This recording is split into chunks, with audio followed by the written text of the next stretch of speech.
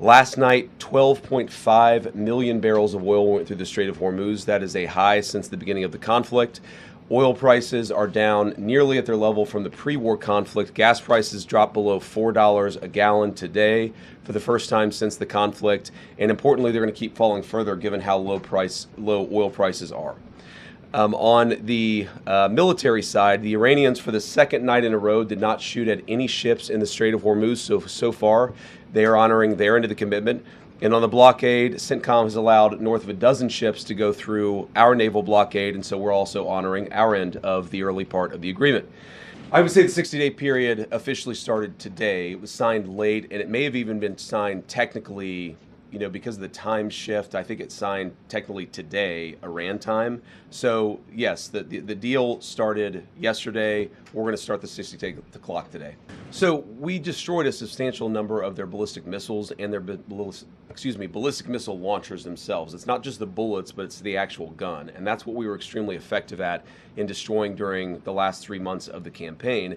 All the president said yesterday is that, of course, countries don't give up the right of self-defense. Israel doesn't give up the right of self-defense if Hezbollah fires rockets or drones at Israel. The Iranians don't give up the right of self-defense in their country, but we do expect that as part of the final deal, they are not going to be able to build the kind of missiles that can broadly threaten the entire world. Thank you, Mr. Vice President. You were just saying that you're hoping this deal would prevent Iran in the future from getting a nuclear weapon, but from what's been put out there of the MOU, I'm curious, how does the MOU reflect that in the future Iran will not in fact get a nuclear weapon? What's stopping them from down the road, to your point, rebuilding and restarting from where we were pre the war? Well, number one, they would have to get a lot of money in order to rebuild the nuclear program. You're talking about billions and billions of nuclear infrastructure that the United States destroyed. In order for them to rebuild that program, they would have to get a lot of money. And we have them in an economic chokehold right now that we're not going to release until they fundamentally change their behavior. Look, the president's been very clear. He does not withdraw from Israel. No one could withdraw from another country the right of self-defense. Israel has the right to defend itself. But fundamentally, the Israelis, just like everybody else, have to respect this peace process that is fundamentally good for them and good for the entire region. What the president gets grown frustrated sometimes is that we seem to be right on the cusp of a major breakthrough in the agreement, and then all of a sudden there's a major explosion that goes off in a civilian population center in Beirut, and a lot of people who have nothing to do with Hezbollah lose their lives. That's not acceptable. That's the sort of thing that we've asked for closer coordination so that we ensure it doesn't happen. Yeah, so I'm certainly planning to lead the U.S. negotiating team. But on the first question, you talked about an intelligence report that was anonymously leaked to a reporter, that was not with context, and that frankly is not accurate.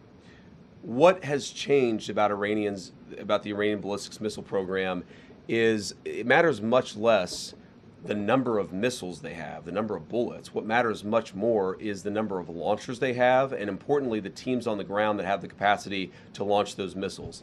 Their ability to launch missiles has been substantially degraded. Is it zero? No, but it's substantially degraded, and in that sense, we haven't abandoned the mission. We've accomplished that particular part of the mission. So the drawdown contemplated, again, this is the final deal. This is assuming that the Iranians comply, that they give us verification, that they take real substantial conduct towards this peace agreement. What we're saying is that we will withdraw troops to the pre-conflict level, meaning we're not going to keep a couple of extra aircraft carrier groups over there. The Iranians don't want that. Frankly, we don't want that either. Well, I don't want to get into hypotheticals that could torpedo the deal, because I think the president's expectation is that all of our friends, the Israelis, the Arabs in the region, we're going to work together and actually see this deal to completion. Now, I saw the Axios report, that Netanyahu is fuming. That's not reflective of the conversations that I've had with him, but maybe he's saying something to somebody else that he's not saying to me. What I will say, and this does bother me, is that you have seen people within Bibi's cabinet who have come out and attacked the deal, and in some ways very personally attacked the President of the United States. And I guess my message to them would be twofold. Number one, Donald J. Trump is the only head of state in the entire world who is sympathetic to the nation of Israel at this moment in time. And he happens to be the head of state of the world's superpower. If I was in the cabinet of the Israeli government, I might not be attacking the only powerful ally that I have anywhere left in the entire world. And the second message I would give to some of those cabinet members. Bibi, to his credit, has not gone down this path. But to some of these cabinet members in Israel who are attacking the President of the United States, the other thing that I would say is that over the last 3 months, 2/3 of the defensive weapons that have protected your homeland have been built by American hands and paid for by American tax dollars. The problem for Israel is not Donald J. Trump. And anybody in Israel who thinks their biggest problem is the President of the United States needs to wake up and smell the reality of the situation that country is in.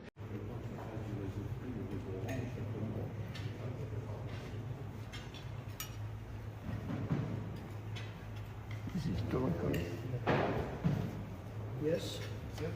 Bravo.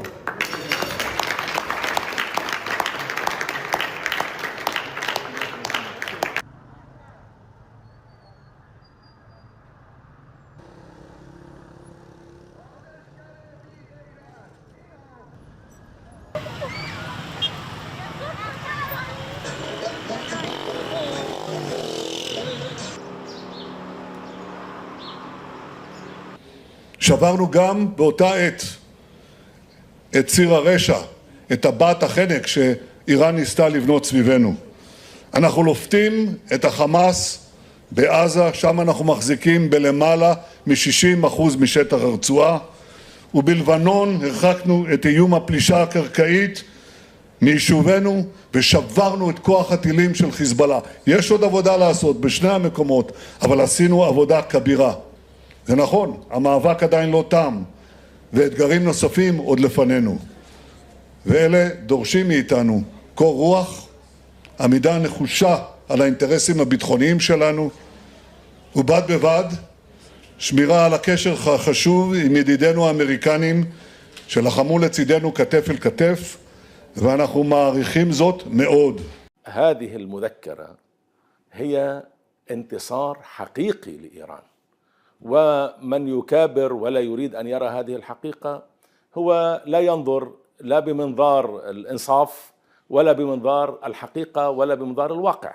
حتى في الكيان الإسرائيلي نرى صرخة كبيرة، نسمع صرخة كبيرة حول هذه المذكرة. تبقى العبرة في الوصول إلى الاتفاق النهائي. History demonstrates that giving billions of dollars to theocratic lunatics who want to murder us is an exceptionally bad idea. And I think unfortunately, the president is receiving some really bad advice on this deal. Everything I've heard about it causes me concern. Literally everything that President Trump said he was trying to accomplish with this war, he has failed to accomplish. Let's give us 60 days to give peace a chance. Some of the criticism of the MOU is valid, I think. But here's the way I look at it. Without the MOU being signed, there's no pathway to diplomacy to end the nuclear ambitions of Iran. 大家好，我是主播林家远。生活压力大，失眠、浅眠是现代人常见的烦恼。太阳星全效克菲尔益生菌现在进一步推出晚安加强版，添加水染伽马、色氨酸、茶氨酸、香蜂草4大天然草本，选择太阳星全效克菲尔益生菌，做好日常保养，身体轻松无负担。每日克菲尔，时刻美好 ，Good Feel Good。请上快点购为健康下单，输入推荐码有额外折扣。太阳星全效克菲尔益生菌基础版、晚安加强版，新包装改版，内容不变，抽取更方便。要吃就吃最好的。